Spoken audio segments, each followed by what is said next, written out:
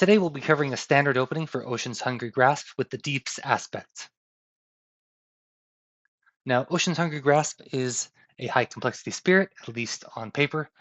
I personally consider it more of a moderate complexity spirit myself. And with the Deeps aspect, we're doubling down on the offensive capabilities of the spirit. In general, I find that the Deeps aspect is just more powerful than the base spirit in general. And it's really nice being able to slowly eat away at the island so that you can extend your reach further inland. So on turn one, we're going to do G2, placing 2 presents from the bottom track and gaining an energy. This is the same play as the base spirit. And we're also going to play the same cards, Tidal Boon, so that we can play that on an ally. They will hopefully be able to push a town into the ocean, as well as Call of the Deeps, so that we can gather and explore into the ocean and hopefully prevent a build.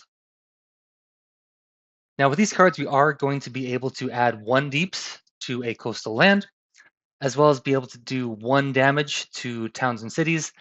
This is generally not enough to finish anything off, but if there happens to be a town or city that is damaged or that you have an ally that's able to do the extra damage to finish it off, that's always nice.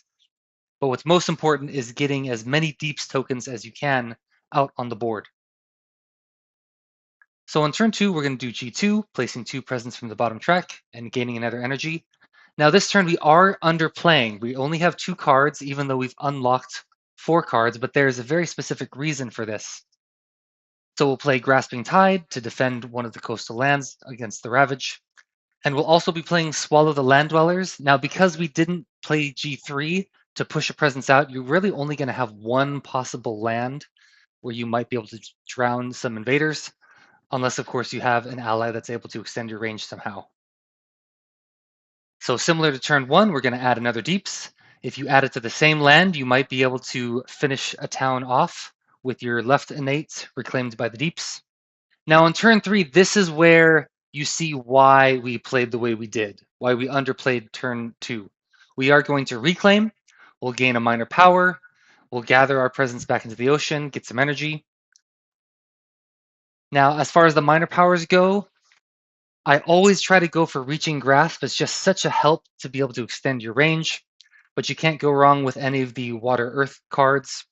You should also look for cards that allow you to gather or push invaders, because you can then push them into the ocean and automatically drown them. And I'm always a big fan of Call of the Dahan Waves, because you're always going to be hitting that second moon, so it'll be really easy to turn towns into Dahan.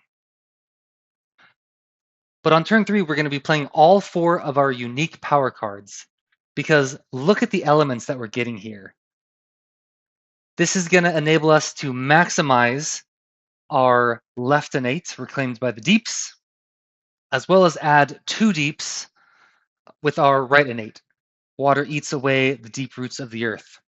Now we're so close to maxing the right innate as well, because we're just missing 1 earth. So if we can get a card that's maybe a perfect element that has that moon, water, earth, or if later on we're able to underplay, add another presence to get that 5th card play, then we'll be maximizing likely both of the innate powers every turn. And at that point, you just get into a reclaim loop. You keep adding 2 or 3 Deeps every turn. You keep sinking the lands, and you just wreak havoc on the board. So what are the force multipliers for Ocean? Extra range cards are always nice, being able to extend the range of some of your cards, although it's less effective now that we are using the Deeps tokens instead of having to rely on that 0 range drowning that the base spirit does. And as always, the push and pull cards are the most effective thing you can do to basically just get some insta kills and eliminate the invaders, gain some energy, have fun. Same as the base spirit, you can't go wrong pairing with a high control spirit.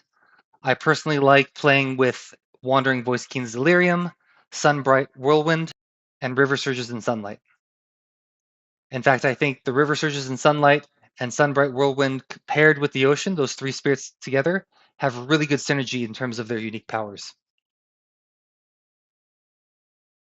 Here's a summary of my standard opening when playing Ocean's Hungry Grasp, the Deeps aspect. I hope this was helpful, and good luck defending the island.